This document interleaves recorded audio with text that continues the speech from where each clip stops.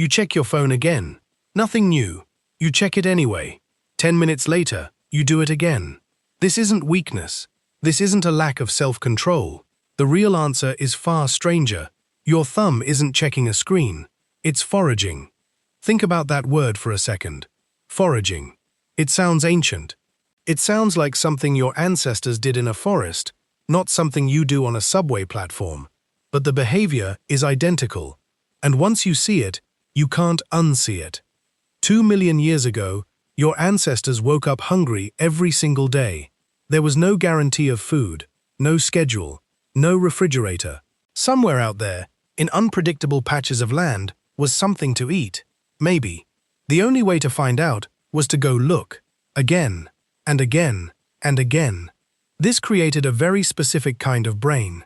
Not a brain that waits for certainty, a brain that runs on maybe. Researchers call this variable reward. The psychologist B.F. Skinner discovered something strange when he studied how animals respond to reward schedules. If you give a pigeon food every single time it presses a lever, it presses the lever calmly, whenever it's hungry. But if you give it food only sometimes, randomly, unpredictably, the pigeon becomes obsessed. It presses the lever over and over, far more than it needs to, chasing the uncertainty itself. Sound familiar? Your phone doesn't reward you every time you check it. Sometimes there's a message, sometimes there's nothing. That inconsistency isn't a flaw in the design. It's the entire design. Every app you open is running the same experiment Skinner ran on pigeons, except now the lever is glass and it fits in your pocket. But why would your brain be built this way in the first place? For that, you have to go back further than any app. You have to go back to the savannah. Anthropologist Kristen Hawkes spent years studying the Hadza, a hunter-gatherer community in Tanzania whose way of life closely resembles how humans lived for most of our history. She found something the modern world tends to forget. Foraging isn't steady work. It's a gamble, repeated constantly. A patch of bushes might have berries today and nothing tomorrow. A termite mound might be full or empty. The land doesn't tell you in advance. You have to check. And checking, when it sometimes pays off and sometimes doesn't, becomes irresistible. Not because you're weak-willed, because your ancestors who found this behavior irresistible were the ones who kept eating. The ones who got bored of checking, who gave up too early, who assumed the last empty patch meant all patches were empty. Those ancestors starved more often. They left fewer descendants. You are, quite literally, descended from the checkers, the persistent ones. The ones whose brains lit up not from finding food, but from the possibility of finding it. This is where the science gets specific. Neuroscientist Wolfram Schultz ran experiments recording dopamine neurons in the brain while delivering rewards on unpredictable schedules. What he found reshaped how we understand motivation. Dopamine doesn't spike most when you get the reward. It spikes when the reward is uncertain. The anticipation is the drug. The maybe is the hook. Your brain evolved a built-in mechanism to make uncertain searching feel good. Not because searching feels good in general, because for nearly your entire evolutionary history, searching was the only path to survival. A brain that didn't enjoy the search would have starved quietly, generation after generation, while the ones who kept looking passed on the habit of looking. Now picture your ancestor scanning the horizon. Same posture, same darting eyes, same restless checking. Except the horizon was grassland, not a lock screen. Here's the part that should genuinely unsettle you.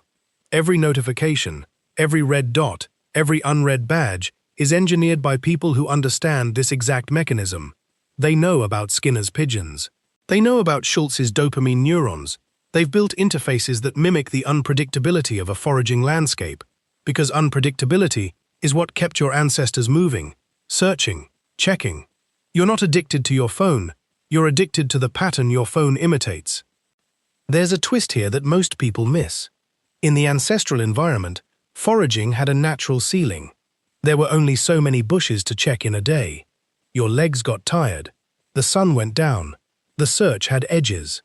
Your phone has no edges. It's a foraging ground with infinite terrain, refreshed by strangers around the world every second of every day. The patch never truly empties. There's always one more scroll, one more patch just past this one, that might hold something. Your ancient reward system, built for a world with limits, is now running inside a world engineered to have none. This is why checking your phone rarely feels satisfying, even when something good is there. In the wild, finding food ended the search, at least for a while.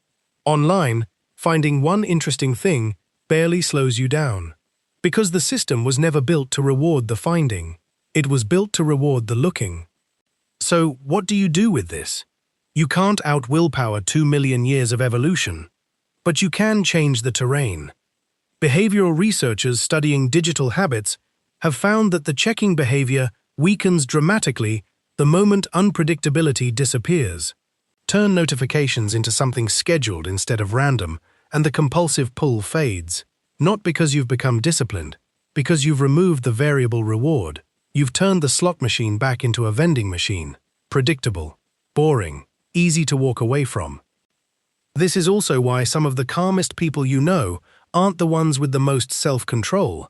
They're the ones who've quietly engineered less unpredictability into their days. Fewer open loops, fewer maybes, less foraging terrain to wander. There's something almost tender in all of this, if you look at it right. That restless urge to check, refresh, glance again. It isn't a modern defect. It's an old survival tool, still running faithfully, long after the world it was built for disappeared. Your brain isn't broken. It's just foraging in a forest that never runs out of bushes. You check your phone again, nothing new. You check it anyway. And now you know why. It was never about the notification. It's the same instinct that once sent your ancestors walking back out onto the grassland, one more time, just in case today was the day something was there.